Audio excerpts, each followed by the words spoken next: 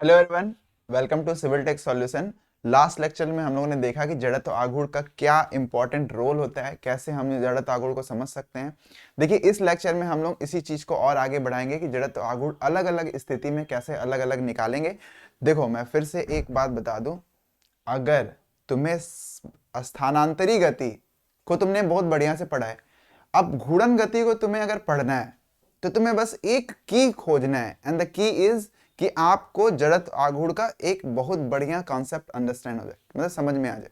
अब क्या है ना कि जड़त्व आघूर्ण अगर तुम नहीं समझे तो ये समझ लो कि तुम फिर घूर्णन गति में बस घूमते रह जाओगे, फिर तुम्हें कभी समझ में नहीं आएगा कि बेसिकली क्या है घूर्णन गति।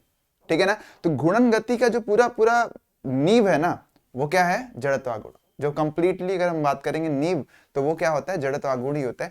तो कंप्लीट, इसके पहले भी मैंने जड़त्व आघूर्ण के बारे में बात किया था।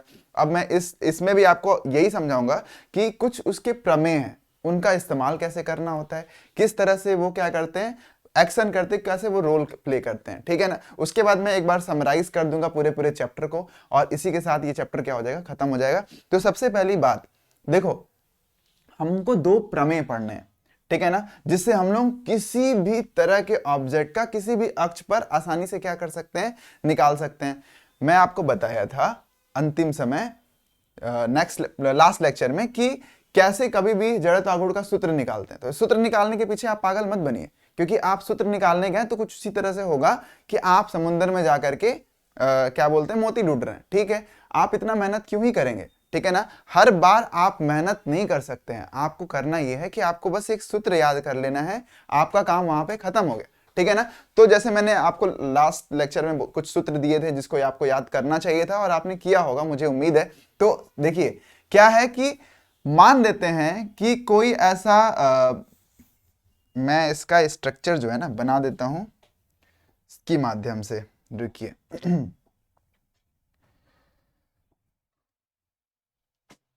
देखिए, मान लीजिए कि एक रिंग है, ठीक है ना, ये एक रिंग है, ठीक है, ये एक रिंग है,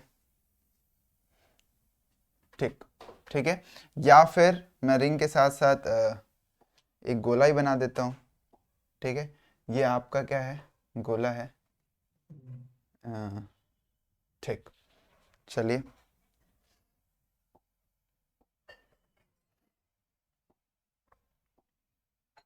देखिए, अगर मैं बोलूं कि इस अक्ष के पारित, चलिए, जब सब कुछ हम लोग ले रहे हैं तो लाइन भी ले लेते हैं यहीं से। क्या ड्रॉ करना? देखिए, एक ये अक्ष है जिसके पारित आप क्या करना है, आपको मोमेंट ऑफ इनर्शिया निकालना है। ठीक है ना? इसका तो कोई भी अक्ष आप लेंगे, पता है गोले के साथ सबसे अच्छी बात यह है ना कि गोले के साथ आप कोई भी अक्ष लेंगे तो वो मुख्य अक्ष ही हो जाता है। मुख्य अक्ष और गोले के अक्ष में कोई खास अंतर नहीं रहेगा। तो कोई भी आप अक्ष ले लीजिए जो कि केंद्र से होकर गुजरता हो, तो आपको फिर वहां सोचने की जरूरत नहीं है। ठीक है ना? अच्छा, ये भी रिंग है, ये भी वलय ही है। अगर इस वलय में हमने क्या किया है कि इसमें जो लिया है वो इसके केंद्र से होके जा रहा है, जो कि इसके लंबवत है, यानी ये दोनों, इसका जो ये जो अक्ष है और ये जो अक्ष है, ये दोनों एक दूसरे के क्या है? लंबवत हैं। अब इन तीनों स्थिति में तो हम लोग काफी आसानी से, सूत्र आपको याद होगा, मैंने आपको बताया था लास्ट टाइम कि इसके बारे में क्या हो जाएगा, इस केस में हो जाएगा आई की value I is equal to M R square. ठीक है ना? अगर इसकी बात करेंगे तो कितना हो जाएगा? I is equal to half M R square. ठीक है ना? अच्छा, अगर हम इसकी बात करेंगे तो आई बराबर क्या हो जाएगा? 2/5 एम आर स्क्वायर। यानी अलग अलग जगह पे जड़त्व आघूर्ण का जो सूत्र है वो अलग अलग है, और इसको हम लोग कैसे निकालते हैं इसके बारे में चर्चा कर चुके हैं। और दूसरी, परिभ्रमण त्रिज्या क्या होती है, इस सब के बारे में हम लोगों ने पहले बात कर लिया। लेकिन अगर आपसे बोलता है कि नहीं भैया, हमको जो निकालना है ना वो घूर्णन, हम जो घूर्णन कराएंगे वो ना तो हम इस इंड, किसी एक इंड से नहीं कराएंगे। बोलो, हम कहते हैं कि हम जो गुणन कराएंगे वो इसके इसके पारित कराएंगे, यानी हमको गुणन इसके पारित करना है, इस वाले अक्ष के पारित करना है, इसके पारित आपको क्या करना है? गुणन करना है। ठीक है? अगर ऐसा हुआ तो इस केस में क्या हो जाएगा कि आपका मोमेंट ऑफ इनर्शिया, यानी कि जो जड़त्व आघूर्ण है उसका मान क्या होगा, क्योंकि मैंने आपसे याद होगा, मैंने आपसे बोला था कि अगर अक्ष बदलोगे तो जड़त्व आघूर्ण भी बदलेगा। ठीक है ना? तो यहां अगर बदल दिए तो उस केस में क्या हो जाएगा? यहां पे जड़, यहां का तो आई हम लोग को बहुत अच्छे से पता है, I is equal to M R square. यहां पे क्या होगा? अच्छा, अगर मान लेते यही चीज इस यहाँ पे भी कर देते हैं कि इसके अगर हमको लंबवत पता है, ठीक है ना, तो अगर हम लोग को इसके लंबवत अगर इस वाले केस में निकालना है, ठीक है ना, ऐसा लेके जाना है। एक तो आपका ये अगर एक्सिस बनाते हैं तो देखो ये तुम्हारा हो गया, लेट अस सपोज ये तुम्हारा हो गया एक्स एक्सेस, ठीक है ना, ये तुम्हारा हो जाएगा मान लो ये तुम्हारा हो गया वाई एक्सिस और ये हो गया तुम्हारा जेड एक्सिस। इसी चीज को और आगे बढ़ा देते हैं तो ये तुम्हारा हो गया जेड एक्सिस, ठीक है ना। अगर इसको हम लोग बोलेंगे तो ये बोल सकते हैं, ये मान लो ये एक्स एक्सिस है, ये वाई एक्सिस है और ये जेड एक्सिस है। तो जेड एक्सिस के पारित हम लोग को मिल गया है मोमेंट ऑफ इनर्शिया, ठीक है ना। और एक्स अक्ष के यानी कि इसी में हम लोग को अगर इस वाई अक्ष पे निकालना हो तो क्या होगा, ठीक है ना, कैसे निकालेंगे इस केस में, ठीक है ना। और 3 हो गया, आप जरा समझिए, कोई भी एक रिंग ले लीजिए, कोई रिंग अभी मेरे सामने दिख नहीं रहा है, लेकिन अगर कोई भी आप एक रिंग ले लेंगे तो उसमें 3 अक्ष हो जाएगा, ठीक है ना। एक जैसे मान लेते हैं कि कोई बड़ा सा रिंग, मैं आपको रुकिए मैं ढूंढ करके आपको रिंग बताता हूं, समझाता हूं। मान लीजिए कि एक रिंग है, ठीक है ना, मिल गया, जहां चाह वहां रहा, सब कुछ मिल जाता है। तो देखो ये एक रिंग है, इसमें 3 अक्ष हो सकता है। एक अक्ष ये है, एक अक्ष क्या है, ऐसा है, ये इस तरह से मैं इसको घुमा रहा हूं, ठीक है ना। दूसरा क्या है, ऐसा है जिसको मैं इस तरह से घुमा रहा हूं, ठीक है, 2 अक्ष हो गया।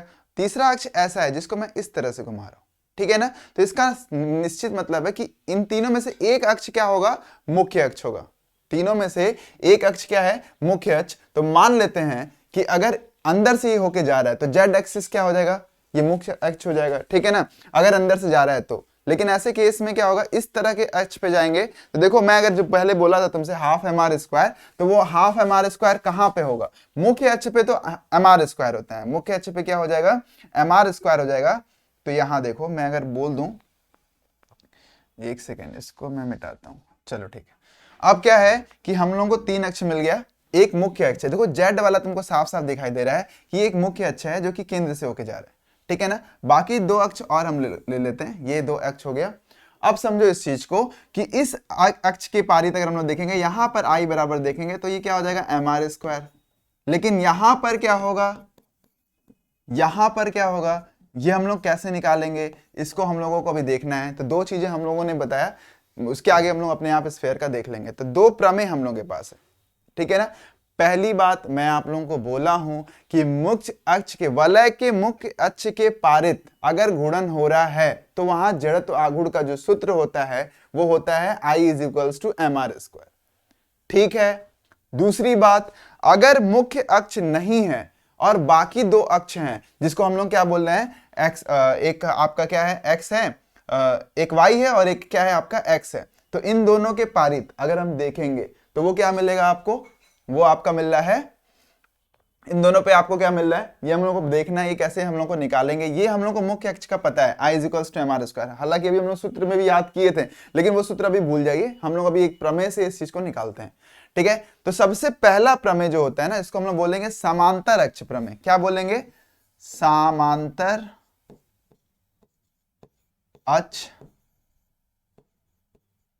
प्रमेय, ठीक है ना। तो जो समांतर अक्ष प्रमेय होता है वो ये कहता है कि यदि जो घूर्णन अक्ष है उसको हम स्थानांतरित करेंगे, ठीक है ना, अगर A से या किसी भी एक दूरी से अगर उसको स्थानांतरित करेंगे, उसके स्थान में परिवर्तन करेंगे, तो जितना उसमें परिवर्तन किया उसके अलांग मोमेंट ऑफ इनर्शिया जो होगा यानी जड़त्व आघूर्ण जो होगा वो क्या हो जाएगा, एम आर स्क्वायर। ये तो था ही, जो ये उसके साथ था वो तो था ही, प्लस क्या हो जाएगा, एम ए स्क्वायर, यानी जितना अक्ष को आपने क्या किया है, स्थानांतरित किया है, उससे एम, उसके स्क्वायर से, उसके वर्ग से हम क्या करेंगे, इसका एम का गुणा कर देंगे। तो जो हम लोग को टोटल मोमेंट ऑफ इनर्शिया मिलेगा वो कितना मिलेगा, M R square plus M A square, ठीक है ना। ये है आपका समांतर अक्ष प्रमेय, जिसमें ये बोलता है कि यदि किसी अक्ष को समांतर स्थानांतरित किया जा रहा है, यानी कि जो घूर्णन अक्ष है उसको समांतर स्थानांतरित किया जा रहा है, तो अगर हम लोग को पहले से जिस अक्ष से उसको स्थानांतरित किया जा रहा है उस अक्ष के अलॉन्ग हमको अगर पता है जड़त्व आघूर्ण का मान, तो हम क्या करेंगे, बस जितना आपने शिफ्ट किया है, जितना आपने उसके स्थान में बदलाव लिया है उसको वैल्यू याद कर लीजिए। अब क्या करेंगे, सूत्र में रख देंगे I बराबर mr² प्लस ma²। हो गया। चलिए दूसरी बात अगर हम लोग करेंगे, जिसको हम लोग बोलते हैं क्या, लंबवत अक्ष प्रमेय, ठीक है ना, यानी कि परपेंडिकुलर एक्सिस थ्योरम, ठीक है ना। लंब अक्ष प्रमेय क्या होता है? अब लंब अक्ष प्रमेय ये कहता है कि यदि किसी मुख्य अक्ष से हमको पता है, मुख्य अक्ष, ध्यान देना इस बात को कि मुख्य अक्ष क्या है, मुख्य अक्ष क्या है, इनमें से मुख्य अक्ष कौन सा है? मुख्य अक्ष वो अक्ष है जो वलय का अक्ष है, ठीक है ना। उस अक्ष के अलॉन्ग हम लोग को पता है आई का मान क्या है, mr²। तो मुख्य अक्ष का अगर हम लोग को पता है तो यहां पर क्या हो जाएगा, आई जेड बराबर आई एक्स प्लस आई वाई, यानी कि जड़त्व आघूर्ण जेड अक्ष के अलॉन्ग जो होगा, यानी मुख्य अक्ष के जो अलॉन्ग होगा, वो बाकी दोनों अक्षों के जड़त्व आघूर्ण के योग के क्या होगा, बराबर होगा। चूंकि अब देखो यहां पे हम लोग को एक चीज साफ साफ दिखाई दे रहा है कि ये जो आई एक्स है और आई वाई है, दोनों एक ही जैसा है। अगर रिंग की बात करेंगे तो रिंग में इनका स्थान एक ही जैसा दिख रहा है। मतलब अगर आप इसको इस तरह से कराइए चाहे इस तरह से कराइए, लगभग ये एक ही जैसा दिखाई दे रहा है ना, समान एक जैसा दिखाई दे रहा है, सिमिलर, ठीक है ना। तो अगर वो एक जैसा है, अगर एक जैसा दोनों अक्ष हैं, तो यह निश्चित है कि दोनों का जो जड़त्व आघूर्ण होगा वो एक ही जैसा मान होगा, एक ही मान होगा। देखो ये भी क्या कर रहा है, ऐसे तो रोटेट करा रहा है ना। देखो इस तरह के रोटेशन में क्या आपको कोई बदलाव दिखाई दे रहा है? अगर मैं ऐसे रोटेट कराऊं, ठीक है ना, या फिर ऐसे रोटेट कराऊं, बस एक बात का बदलाव दिखाई दे रहा है कि इनका अक्ष बदल जा रहा है। इसके सिवा क्या इनकी गति में किसी अलग तरह का दिखाई दे रहा है? लेकिन अगर मैं बोल दूं मुख्य अक्ष के अलॉन्ग, तो ये कुछ इस तरह से घूमेगा। अब क्या हो गया, अगर इस तरह से घूम रहा है तो इस केस में आपका जो घूमने का तरीका है वो बदल गया। लेकिन अगर इस तरह से देखेंगे तो इस तरह से भी एक ही जैसा घूम रहा है और इस तरह से क्या कर रहा है, एक ही जैसा घूम रहा है। यानी दो अक्ष का जो मुख्य अक्ष का जो जड़त्व आघूर्ण होता है वो दो दूसरे अन्य दो अक्षों के जड़त्व आघूर्ण के योग के बराबर होता है। इसको बोलते हैं लंब अक्ष प्रमेय। क्या बोलते हैं? लंब अक्ष प्रमेय। तो यहां पे हम लोग को पता है, मुख्य अक्ष का पता ही है। अच्छा, दोनों अगर एक ही जैसे तो दोनों को हम लोग एक ही मान लेते हैं, आई एक्स, ये आई एक्स ले लो या आई वाई ले लो, कोई भी एक ले लो। यहां से क्या मिल जाएगा, वो आई जेड के बराबर होगा। तो यहां से हम लोग को आई एक्स का मान कितना मिलेगा, यानी एक्स अक्ष के अलॉन्ग जो है पारित जो है वो क्या बोलते हैं, जड़त्व आघूर्ण का मान क्या होगा, तो वो हो जाएगा आई जेड बटा 2। तो यहां से क्या मिल गया, आई जेड का मान कितना आ गया आपका, आपको पता था पहले से आई जेड का जो मान है वो कितना है, mr²। तो देखो mr²/2, यही तो फॉर्मूला होता है, mr²/2,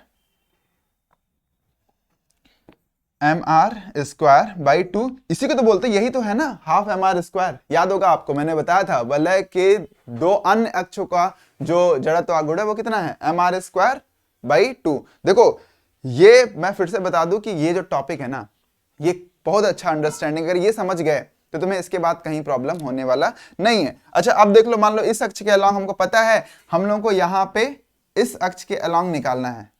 तो सही नहीं बनाए, देखो मैं थोड़ा शेप का इस्तेमाल कर लेता हूं, क्योंकि यार देखो काफी आसान हो जाता है ना ड्रॉ करना, नहीं तो जानते ही हो ड्राइंग इतनी आसान है नहीं यार। इसको देखो काई हो रहा है जी।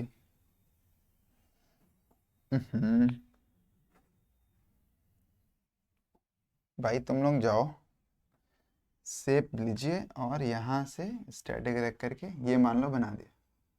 अब देखो तुम लोग बहुत होशियार हो चुके हो, तुम लोगों को कुछ खास समझाने की आवश्यकता नहीं है। तुम लोगों को बस इतना बताना है कि मैंने क्या किया है, मुख्य अक्ष को क्या कर दिया है, यहां से शिफ्ट कर दिया, यहां से इसको कहां कर दिया है, यहां शिफ्ट कर दिया है। अब आपको बताना है, ठीक है ना, अब आपको बताना है कि इस केस में इसकी इतना मैंने शिफ्ट कर दिया, जिसका मान जो है कितना है, ये यहां से यहां तक आर ही तो हुआ ना, आर जो है मैंने शिफ्ट कर दिया।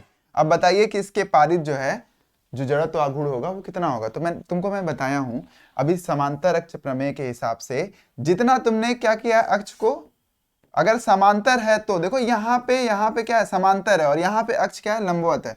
तो क्या हो गया, अगर समांतर तुमने शिफ्ट किया है, अगर समांतर शिफ्ट किया है तो यहाँ पे बस क्या कर दो, जोड़ दो m, और जितना शिफ्ट किया है r² आपने जोड़ दिया, ठीक है ना। सूत्र में जोड़ते ही तुम्हें क्या मिल जाएगा, यहां पे 5 कॉमन हो गया, 5 नीचे ले लीजिए, तो ऊपर क्या बचा आपका 2mr² प्लस 5mr²। ठीक है ना। यहां से आपको कितना मिल गया, 7/5mr²। आ गया, कितना आसान है। तो इस तरह से हम लोगों ने क्या देखा है कि समांतर अक्ष प्रमेय और लंब अक्ष प्रमेय कैसे कार्य करता है। देखो मैं फिर से एक बात बता दूं, अगर ये कॉन्सेप्ट समझ में आ गया तो तुम्हारे लिए पूरा पूरा जो जड़त्व या घूर्णन गति है वो तुम्हारे लिए बाएं हाथ का खेल है। लेकिन अगर तुम्हें ये बात समझ में नहीं आए तो तुम कभी इस घूर्णन गति में हमेशा घूमते रहोगे। ठीक है ना।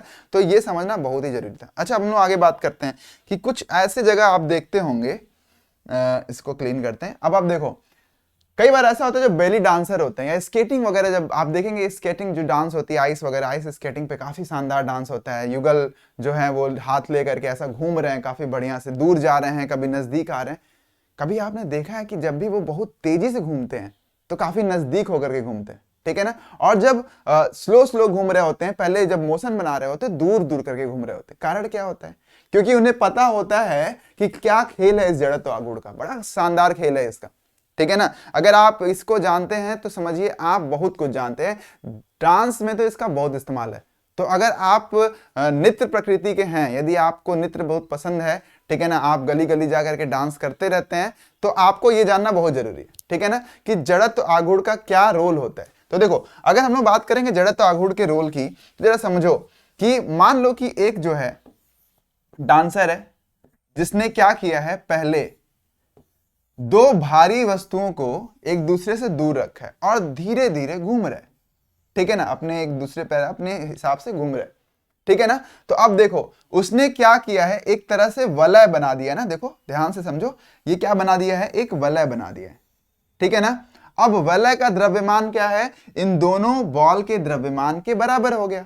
वलय का द्रव्यमान मिल गया, तो द्रव्यमान नहीं बदल रहा है। जो त्रिज्या है वलय का वो अधिक है। इस केस में आपको पता है कि जो आई है वो चाहे कुछ भी हो, वास्तविक त्रिज्या के डायरेक्टली प्रोपोर्शनल होती है ना। जो अगर हम बोलेंगे जड़त्व आघूर्ण जो होता है वो वास्तविक त्रिज्या के क्या होता है, डायरेक्टली प्रोपोर्शनल होता है। जैसे जैसे आप वास्तविक त्रिज्या बढ़ाएंगे तो यहां वास्तविक त्रिज्या इतनी बड़ी है।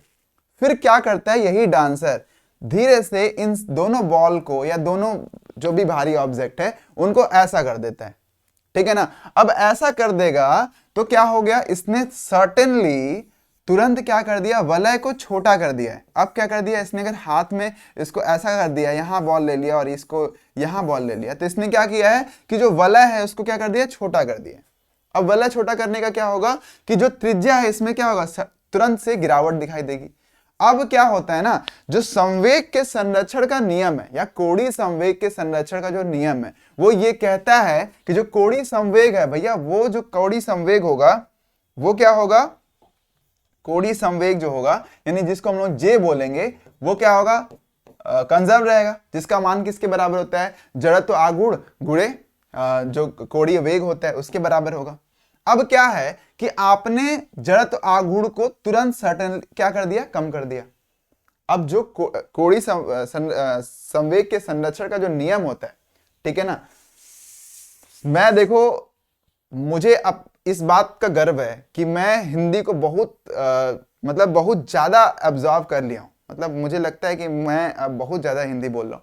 ठीक है ना, वो सब का सब आपकी देन है। ठीक है ना, मैं आपको इसके लिए बहुत बहुत धन्यवाद करता हूं। ठीक है ना, कि आपने मुझे इस तरह से अपने मातृभाषा से जोड़ दिया है। ठीक है, तो चलिए मैं फिर से बात करता हूं। जो कोणीय संवेग है वो तो संरक्षित है, यानी कि वो बदल नहीं रहा है। अगर वो बदल नहीं रहा है तो इस केस में क्या होगा, जो आई का मान है, जो जड़त्व आघूर्ण का मान है, वो तुरंत क्या हो गया, कम हो गया। क्यों कम हो गया, क्योंकि आई जो है वो किस पे निर्भर तो कर रहा था पर पूरी तरह से निर्भर नहीं करता है। तो जो त्रिज्या है उस पे क्या हो गया, मैं बोला था, जब मैं बताया था तो मैं बोला था कि सिर्फ उस पर निर्भर नहीं करता, उस पर निर्भर करता है पर सिर्फ उस पर निर्भर नहीं करता। तो जो वास्तविक त्रिज्या है, जैसे तुमने घटा दिया, जैसे वास्तविक त्रिज्या घटाया, तुमको क्या दिखाई देगा कि जो आई का मान है वो तुरंत क्या होगा, कम हो गया। अगर आई का मान कम होगा तो किसका मान बढ़ेगा, क्योंकि जे का मान यानी कि कोणीय संवेग का मान जो होगा वो तो निश्चित है, वो नियत है, वो बदल नहीं रहा है। तो तुरंत से जो कोणीय वो वेग है वो क्या हो गया, बढ़ गया। अगर कोणीय वेग बढ़ गया तो वो क्या करने लगेगा, बहुत तेजी से घूमने लगेगा। बस यही खेल था। ठीक है ना, दिस वॉज द प्ले, ठीक है ना, यहीं पे उसने क्या किया, खेल खेला, और तुम देख रहे हो कि यार कितना तेजी से घूम रहा है, ठीक है। तो उसने कुछ चमत्कार नहीं किया, उसने इस विज्ञान के इस कॉन्सेप्ट को उसने समझ लिया है कि अगर हम दूर करेंगे तो वहां पर हमें क्या मिलेगा, ज्यादा। तो कुल मिलाकर के घूर्णन गति, मैंने पहले ही बोला था, जो घूर्णन गति है ना, वो सिर्फ और सिर्फ एक ही बात पे निर्भर करेगी, वो किस पे करने वाली है, जड़त्व आघूर्ण पे। और भाई अगर आपको जड़त्व आघूर्ण का कॉन्सेप्ट समझ में आ गया तो ये भी क्लियर है कि घूर्णन गति आपके लिए कुछ भी नहीं है। लेकिन अगर ये नहीं आया तो आपके लिए बहुत कुछ है। तो कुल मिलाकर के कोणीय संवेग के संरक्षण का नियम आपने देख लिया, किस तरह से ये कार्य करती है, इस पे प्रश्न आते रहते हैं। दूसरा, समांतर अक्ष प्रमेय को कैसे प्रयोग करना है, और क्या बोलते हैं, लंब अक्ष प्रमेय को कैसे प्रयोग करना है, इनके बारे में भी आपने देख लिया। इसके थ्योरेटिकल पोर्शन को आप आसानी से पढ़ सकते हैं, समझ सकते हैं। और मुझे लगता है कि इस हिसाब से अगर इसको देखा जाए तो ये चैप्टर क्या हो गया, कंप्लीट हो गया, ठीक है ना। इसके बाद हम लोग ग्रहों की गति वगैरह के बारे में पढ़ेंगे। तो have a nice day everyone.